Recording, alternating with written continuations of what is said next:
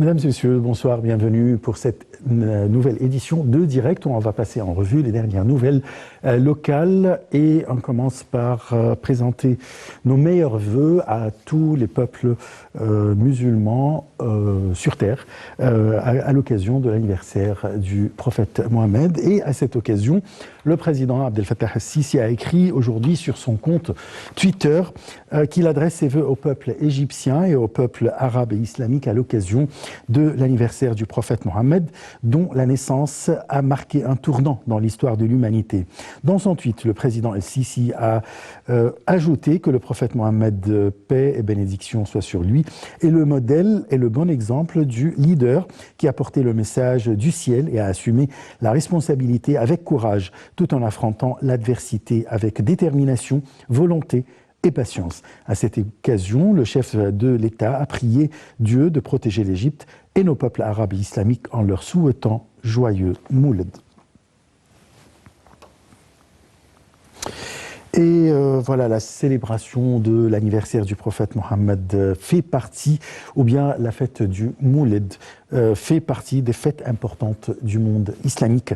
À cette occasion, célébré le 12e jour du mois de Rabi'a al-Awwal, le président Abdel Fattah el-Sisi a honoré hier certaines personnalités et oulémas lors de sa participation à la cérémonie organisée par le ministre del Awqaf à la salle del Manara au Nouveau-Caire.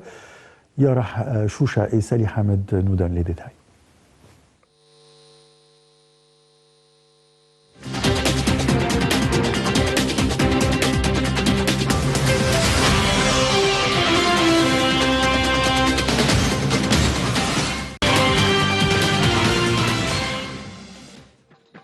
Al-Mawlid al-Nabawi, qui marque l'anniversaire du prophète Mohammed, est célébré par des prières et des hymnes.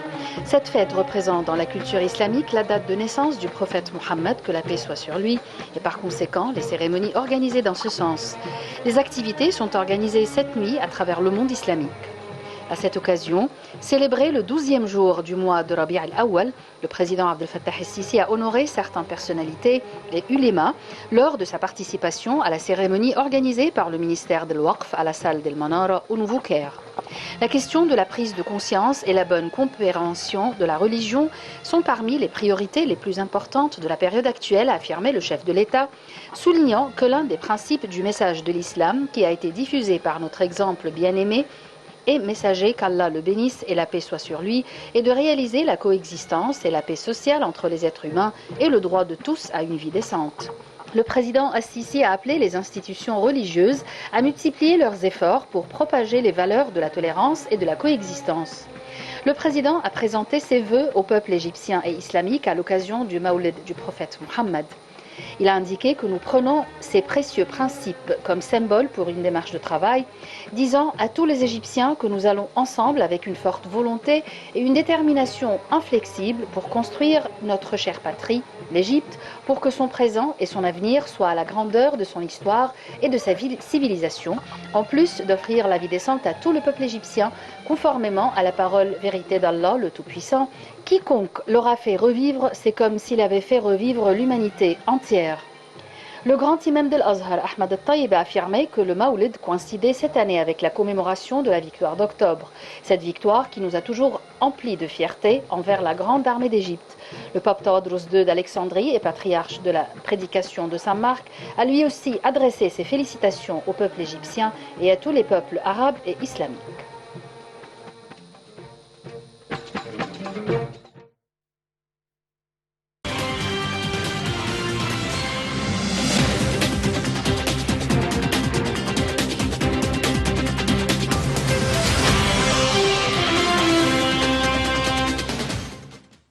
Et nous avons le plaisir d'accueillir dans le studio Monsieur Amr El-Zoheri. Vous êtes journaliste et chercheur. Bonsoir. Bonsoir. Et très bonne fête à l'occasion du Moulid. Bonne fête à vous et à vous tous. Et je voulais juste étendre les félicitations à l'humanité entière, puisque l'islam, selon ce qui était l'héritage du prophète, c'est un humanisme, et cela inclut également toutes les autres religions monothéistes, donc le christianisme et le judaïsme, puisque l'histoire commune est écrite dans le Coran, Et donc, je vous souhaite tous et tous, nos chers téléspectateurs dans le monde entier, en Afrique, partout dans le monde, des bonnes fêtes. Très bien. Bon, je passe à un autre sujet. C'est concernant l'économie égyptienne, sa performance durant la dernière période. Les indices économiques nationaux sont en hausse dans tous les domaines, que ce soit les témoignages des institutions internationales ou les statistiques et chiffres publiés par les agences de l'État. Malgré le coronavirus, l'économie égyptienne a pu tenir le coup et poursuivre sa bonne performance. Je vous laisse avec un petit reportage signé Salih Hamed et Yara Choucha qui parle de la situation économique ou bien la performance de l'économie égyptienne durant les dernières périodes.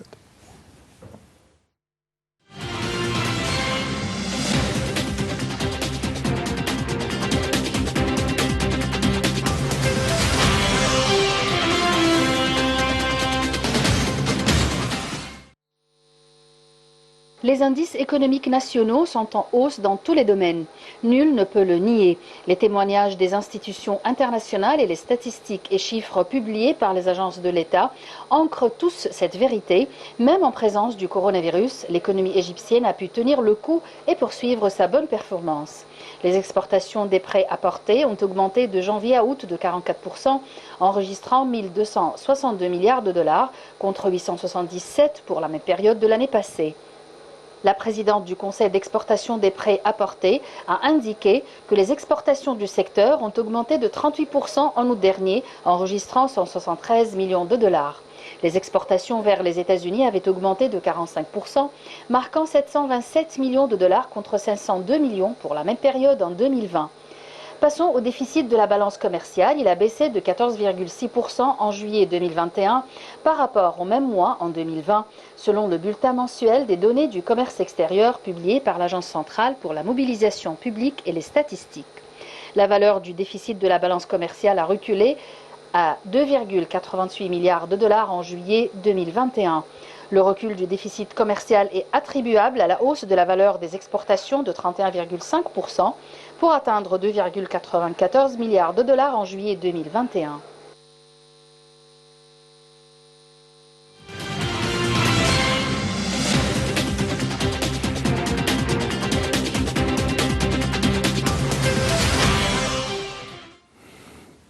Alors, M. Amr Zoheri, voilà, les institutions internationales louent la performance de l'économie égyptienne durant la période coronavirus. Oui, Votre commentaire. en dépit de la pandémie, l'économie égyptienne commence à se redresser.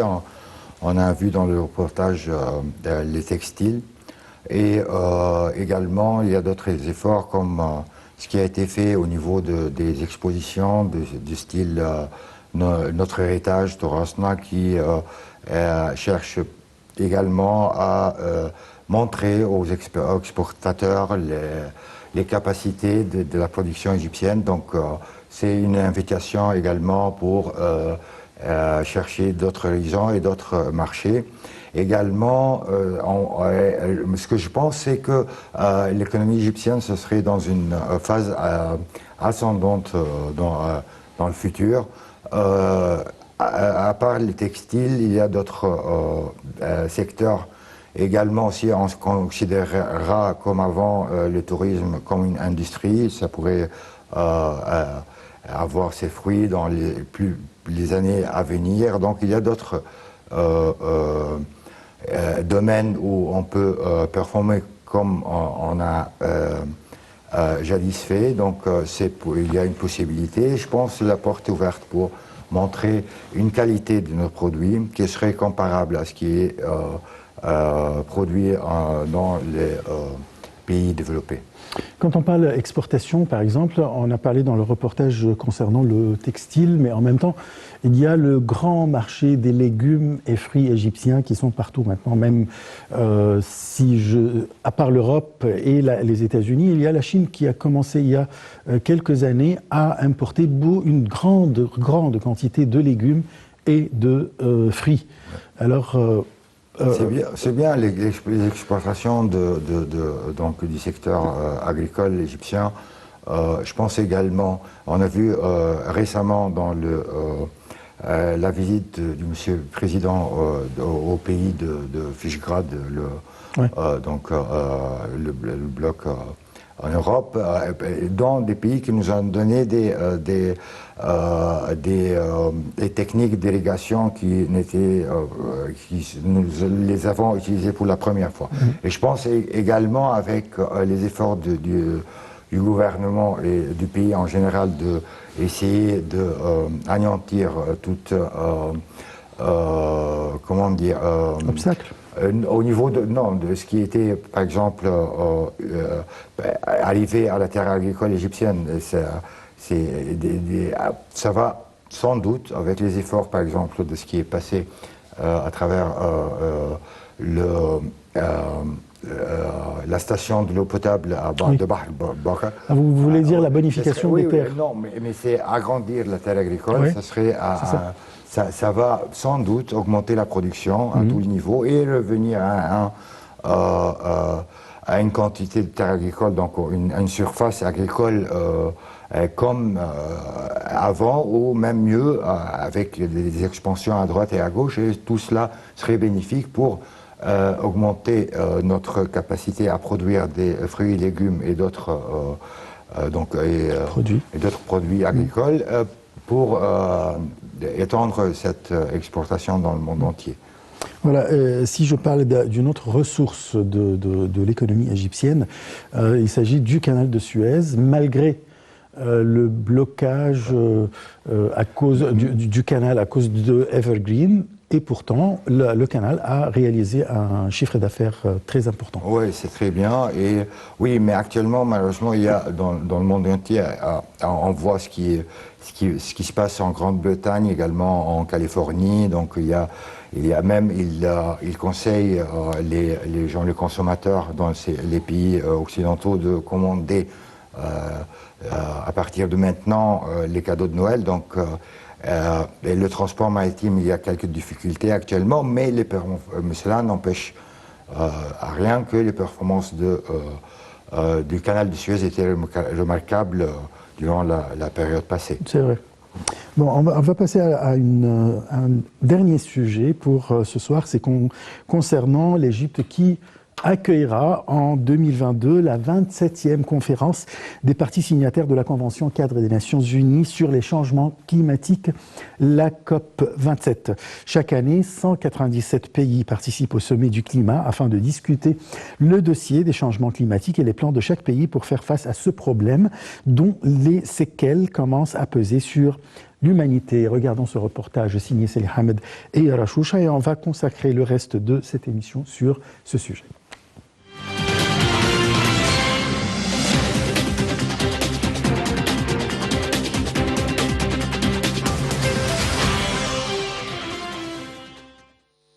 L'Égypte accueillera en 2022 la 27e conférence des parties signataires de la Convention cadre des Nations Unies sur les changements climatiques, la COP 27.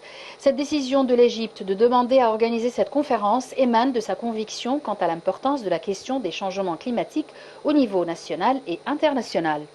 Accueillir cette conférence traduit l'engagement politique de l'Égypte envers le dossier du climat. En fait, c'est la première fois que le continent africain accueille l'événement important.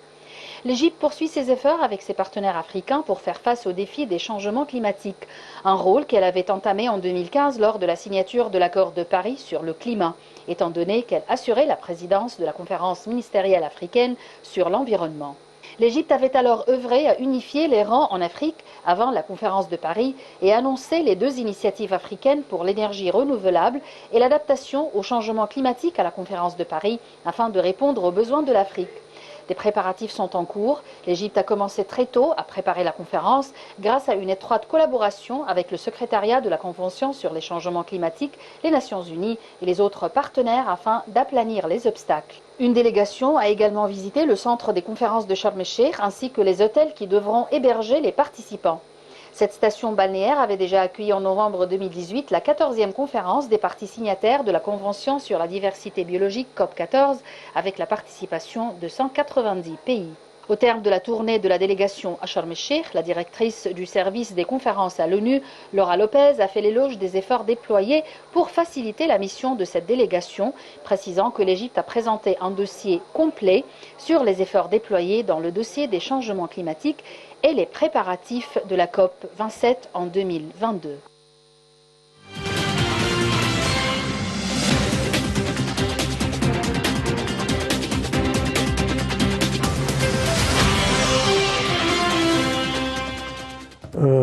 La COP, en général, ça c'est un sujet qui intéresse tout le monde, qui préoccupe tout le monde. Actuellement, vient de prendre fin vendredi dernier, il y a 3 jours, la COP 15 qui s'est tenue, ou bien... Il y aurait 26 à Glasgow, non? Exactement, mais la COP 15, c'était à Pékin. Okay. A pris fin vendredi dernier. Quand vous voyez l'importance de ces conférences? Déjà, c'est très bien de tenir le calendrier, déjà, pour avoir une révision annuelle de ce qui est de tout effort déployé par tout pays et au niveau national pour entrer dans les critères de ce qui a été annoncé pendant donc, la Convention de Paris qui a été signée en 2015. Donc les accords de Paris. Il y en a beaucoup de pays qui pensent que c'est pas suffisant. Donc il faut à partir au plus vite, donc espérons très bientôt la prochaine conférence ou celle d'après déjà essayer de mettre un nouveau curseur et essayer d'atteindre d'autres objectifs qui pouvaient limiter les effets des changements climatiques et donc la diffusion des gaz à effet de serre. Et l'émission du CO2. Émissions, exactement, des gaz à effet de serre partout dans le monde. Mais sans doute c'est asymétrique de chaque pays à un autre et chaque pays, il n'a pas la même configuration, donc ni les mêmes structures au niveau pour l'énergie, soit au niveau pour n'importe quel domaine de ce qui a été fixé, donc au niveau de la protection des autochtones, au niveau de liberté attribuée aux minorités, aux femmes. Donc chacun fait au niveau de son niveau national de son mieux. Mais l'essentiel, c'est que l'humanité tout entière doit faire, c'est essayer de s'entraider. Ne pas, par exemple, ce qui était à un moment donné à attribuer aux Japonais par exemple un titre comme les champions pour le charbon, parce que aujourd'hui, par exemple, la France, avec l'augmentation du prix de l'électricité, probablement sera obligée, elle a le droit d'avoir recours aux centrales centraux nucléaires, mais tant que nos amis en France, ils le font très bien, donc ce serait sous condition, avec un programme d'usage et un programme d'élimination. Donc, se prendra 100 années, n'importe, ça dépend de comment éteindre une centrale nucléaire et arrêter de fonctionner, etc. Mais aujourd'hui, chaque pays affronte des défis qui ne sont pas les mêmes d'un pays à un autre. Donc cette différence, elle doit être prise par les autres parties par une certaine tolérance pour avoir et atteindre l'objectif principal, c'est celui de faire baisser les températures de 2%. Est-ce qui a été avant l'ère industrielle oui. Et l'industrialisation, et à ce moment-là, on commencera à sentir que les organisations internationales sont vraiment au service des citoyens du monde, donc et à la population des peuples, des différents peuples du monde. Un dernier point que je voulais ajouter à ce niveau, je pense également que si on arrive à ces conférences avec une volonté de chercher des solutions, ce serait la diplomatie, par exemple, espagnole, qui pour arriver à la dernière minute à avoir un accord, a pris une vingtaine d'heures de négociations continues. Donc, si déjà chaque pays vient avec d'esprit qui cherche à donner des solutions, parce qu'on voit très bien que ce problème se manifeste partout, au niveau, soit au recyclage, au niveau de montée des eaux, les glacières qui se fondent, partout. Aujourd'hui, ça fait... Cet été, on a témoigné de catastrophes. Ça fait un mois qu'il y a un volcan qui est en Espagne, également les incendies des forêts, etc. Il y a partout. les ouragans, Oui, il y a des catastrophes en cet été. Italie et partout, donc il y a des catastrophes. Et toutes ces catastrophes demandent une entraide au niveau de la population et au niveau gouvernemental également. Très bien. Selon les experts en environnement, ils parlent toujours de limiter l'émission du gaz carbonique, limiter l'industrialisation qui utilise toujours le charbon ou bien le pétrole pour... Là, le monde se dirige vers tout ce qui est vert. Ouais. Alors, l'industrialisation verte, ou bien l'économie verte, c'est-à-dire avec... Comment vous voyez? Est-ce qu'on pourra arriver à ce point? Oui, c'est possible. Je pense également, l'Égypte, en tant qu'exemple d'un pays qui pourrait entraider dans cette situation, l'énergie solaire pourrait être quelque chose de très bénéfique pour l'humanité entière. Et également, les éoliennes, on n'aura pas des problèmes à les planter, etc. Donc, il y a toujours des moyens d'ajouter une pierre à l'édifice en travaillant avec enthousiasme et avec responsabilité pour donner des solutions. Aujourd'hui, par exemple, au niveau des voitures, ça va prendre du temps. Par exemple, il y a des défaillances au niveau des batteries pour les voitures électriques. Ça va prendre du temps, mais il faut continuer à les utiliser pour arriver à des solutions qui pourront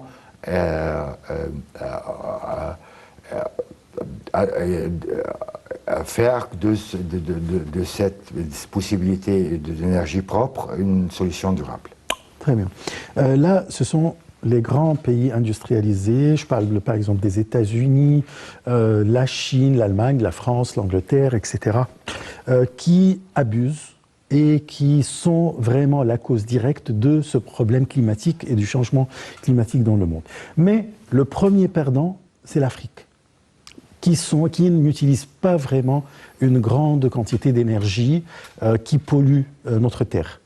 Alors, quelle est la solution? Comment protéger l'Afrique? Déjà, en commençant, il faut d'abord essayer de faire, sans oublier le passé, de se responsabiliser à partir de moments instants ou de ce qui est donc maintenant et de suite. La solution est l'industrialisation dans le monde occidental a commencé au début du XXe siècle.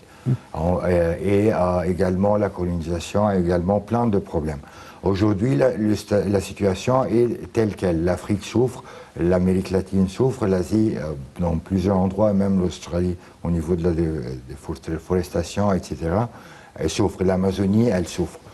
Donc, il faut trouver des solutions rapides, comme est la situation au Liban aujourd'hui. Il faut trouver des solutions, après en faire le compte qui a fait quoi, etc. Donc, rien de ce qui a été fait au niveau des crimes contre l'humanité, etc., qui va être prescrit. Tout va être un jour ou l'autre, même si, par exemple, au niveau du cadre des COP, les COP 21, 22, etc., avant, et il y a toujours ce dilemme entre les pays riches et les pays pauvres qu'il faut payer, et pollueurs, il faut payer pour tout cela. Donc l'urgence maintenant, c'est combattre la faim partout dans le monde, arrêter la guerre, arriver à une paix durable dans l'ensemble des continents pour finalement arriver à une solution durable qui aidera les enfants à venir et les générations futures à vivre collectivement sur cette terre.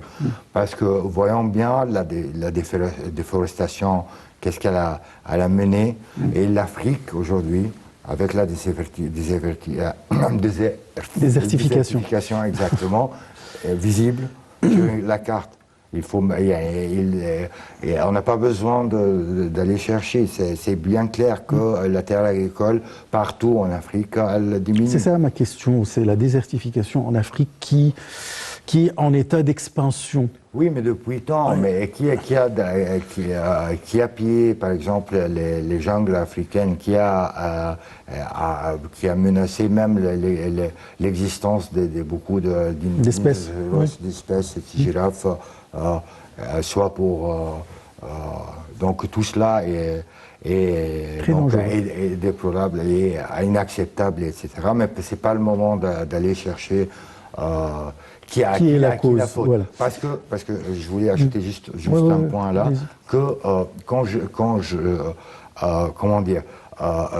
démontre que tu as une thèse fausse, et cela ne veut pas forcément dire que la mienne elle est juste. Ou elle est basée sur des bons fondements, de deux côtés. Donc il faut avoir la tolérance de tous les côtés qui participent, parce que déjà c'est un cadre, et c'est un corps cadre qui doit englober toute l'humanité. Donc et chacun doit prendre ses responsabilités. C'est vrai. Là, l'Afrique a trouvé une solution, plus ou moins, on peut dire une solution, c'est la création d'une grande muraille verte qui passe par l'Afrique australe et tout à fait, ça fait comme un diamètre pour l'Afrique. Où en est, est-ce que c'est une bonne solution? Bien sûr, c'est une bonne solution. Juste le fait de planter n'importe un arbre, même une fleur en face de votre maison, ça aide et c'est une victoire pour l'humanité. Déjà, revenant au prophète, aujourd'hui c'est son anniversaire, donc par exemple dans les conseils de guerre qu'il donnait aux combattants de ne pas couper un arbre. Donc cela n'était pas parce que, je ne sais pas, mais ça a une raison, parce que c'est à cause de l'arbre, des forêts qu'on respire. Oui, voilà, qu'on existe. Voilà. Bon, en parlant de l'Afrique, des pays en développement, comme vous venez de mentionner, vendredi dernier, ou bien durant la dernière COP à Pékin, le président chinois a déclaré la création d'un fonds de 200 millions d'euros financé par la Chine et a fait une invitation à tout le monde de participer à ce fonds en faveur des pays en développement, y compris bien sûr l'Afrique. Est-ce que c'est suffisant? Je pense déjà que les pays membres des accords doivent honorer leurs promesses de donation dans ce cadre, au niveau pour combattre la famine et pour le cadre de faire face au changement climatique. Voilà. Également. Et donc c'est apprécié les initiatives du président chinois et également même le projet pour la route entre l'Europe, l'Asie et l'Afrique. Donc c'est apprécié, c'est une bonne... La ceinture et la route. Oui, la ceinture et la route, c'est quelque chose je pense que ce serait bénéfique pour l'humanité entière. Donc il n'y aura pas de solution, il n'y aura pas de problème à ce niveau. Du même côté, toute barrière barrière verte, ce serait un plus. C'est sans doute mieux que de bâtir un mur. Oui, bien sûr. Non, mais ma question c'était, est-ce que c'est suffisant? Est-ce que l'Afrique et les pays en développement... Sans doute, c'est pas suffisant. Oui. Et il y aurait toujours, quand nos descendants vont prendre la terre, ils auront eux aussi leurs défis et ils auront à faire mieux, etc. Donc, mais c'est un pas en avant. Donc c'est quelque chose d'apprécié. La solution, selon les experts en environnement toujours, c'est le développement durable. Alors, on appelle au développement durable, à l'arrêt de tout ce qui est polluant pour la planète. Comment on peut réaliser un développement durable partout dans le monde? Je pense que la première chose à faire, c'est de responsabiliser la population. Responsabiliser la population et démocratiser l'éducation et les bonnes manières environnementales. Parce que même tout ce qui est recyclé, ça revient au même. Et donc, inviter les gens à boire dans un seul verre, par exemple, ou une seule bouteille, à utiliser toute la journée. Ce serait une solution au lieu d'augmenter la quantité de plastique qui fait, au fond, tuer les poissons dans les océans. De même chose, réglementer plus les frettes et la navigation maritime pour essayer de sauver les baleines ou la vie maritime en général. La vie maritime ou diminuer, limiter au maximum la souffrance sonore qui souffrent les oiseaux, les poissons dans l'eau. C'est vrai. Et entre autres, et les faunes dans les forêts. C'est de la même chose. Au niveau aussi, si on peut utiliser un voile, comme c'est les traditions pharaoniques de naviguer dans le Nil au lieu d'utiliser un moteur, ce serait apprécié. Si on invite un étudiant à ne pas jeter les choses par terre, quand on fait comme font les Japonais en gardant leurs déchets avec eux, ils les jettent chez eux ou à travers un médium bien concret, que ce serait très limité. Donc il y a beaucoup de travail à faire. C'est un travail qui doit être fait et c'est possible à le faire. Et je pense que le gouvernement, le président, tout le monde pousse dans cette direction. Oui, ils en sont conscients. Les États-Unis. Ils se sont retirés de l'accord de Paris à l'ère de Trump. Biden. Est-ce que c'est un pas positif? Le retour, bien sûr. Sans doute. Et au niveau des États-Unis, il faut présenter nos condoléances au peuple américain pour la mort de Colonel Powell aujourd'hui, en étant le premier général noir à prendre une responsabilité assez d'origine africaine, distinguée aux États-Unis. On ne va pas juger ce qu'il a fait. Au niveau, c'est un homme militaire, il était formé pour faire ce qu'il a fait, donc et on dirait paix à son âme et toutes nos condoléances pour ça. Hier, il y avait un événement, c'est une remise de prix pour les gens qui travaillent pour l'environnement, en faveur de l'environnement, en faveur de la planète, etc. Et il y a même notre star bien aimée dans toute l'Égypte et dans tout le monde arabe, Mo Salah, qui a participé et qui était l'un des gens qui ont annoncé des prix. Comment vous trouvez un geste pareil? C'est-à-dire, comment vous trouvez... Je pense quand les hommes politiques s'intéressent à responsabiliser les stars, soit des sports, ou soit du cinéma, à prendre action au niveau pour l'environnement, c'est quelque chose de très bien. Et c'est des efforts qui doivent augmenter dans le futur. Et ça a attiré vraiment le monde? Ça attire et ça responsabilise les gens. Parce que s'ils donneraient, Mo Salah, des conseils à suivre pour la jeune génération, ils seraient entendus, je pense. En Égypte, par exemple, à titre d'exemple. Ouais. Mo Salah est un emblème pour tous les jeunes, je crois, dans le monde arabe, au Moyen-Orient. Et on compte sur lui beaucoup dans la prochaine Coupe du Monde. C'est vrai, on espère. Non, je l'ai déjà entendu. Des bons résultats. Les meilleurs résultats qu'a fait le Cameroun à l'époque des Milan. Hier, il y a beaucoup de jeunes et des enfants qui ont posé la question de quoi il s'agit cette comment on dit, cérémonie où Salah participe, à laquelle Salah participe. Alors, est-ce que vraiment ça donne un message Sans doute, à la nouvelle génération? Sans doute, c'est un message, parce que pour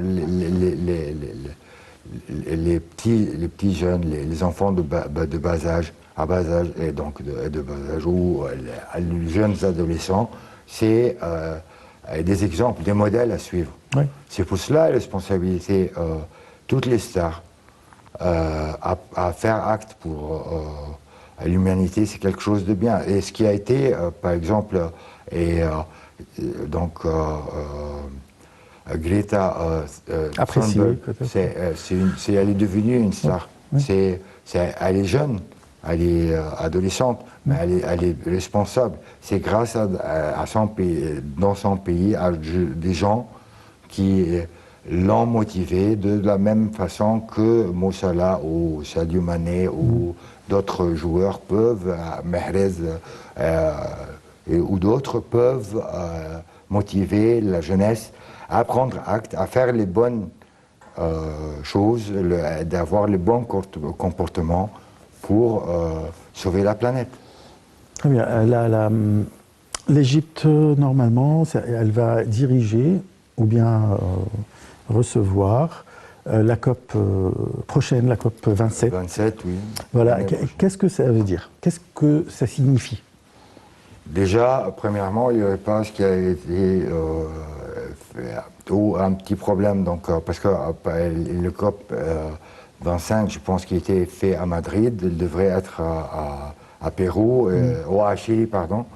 Excusez-moi. Oui, après il y a eu un... Donc, maintenant ça se déplace de l'Europe, donc il n'y aurait pas un problème de visa. Oui. Déjà, c'est quelque chose de bien. Oui. Pour accueillir 20 000 personnes dans un cadre assez magnifique que Sharm el-Sheikh, ce serait bien. Donc, avoir toutes les ONG concernées avec le cadre donc gouvernemental des pays entiers, ce serait quelque chose de magnifique et bénéfique pour la cause de lutter contre le changement climatique. C'est un signe que l'Égypte est de retour sur la scène internationale avec force. Et ça se voit comme nous sommes encore en travaux. Il y a des travaux partout, à droite, à gauche, dans les villes, etc. Donc c'est quelque chose, on a bien profité de la période de Corona pour bâtir des choses, remplacer, faire des améliorations à tous les niveaux. Et ça va continuer, je pense. Monsieur Al-Mozoheli, je rappelle que vous êtes journaliste et chercheur. Je vous remercie beaucoup pour toutes ces explications. Chers téléspectateurs, merci de nous avoir suivis. On se donne rendez-vous demain à la même heure pour une nouvelle édition de Direct. Très bonne soirée.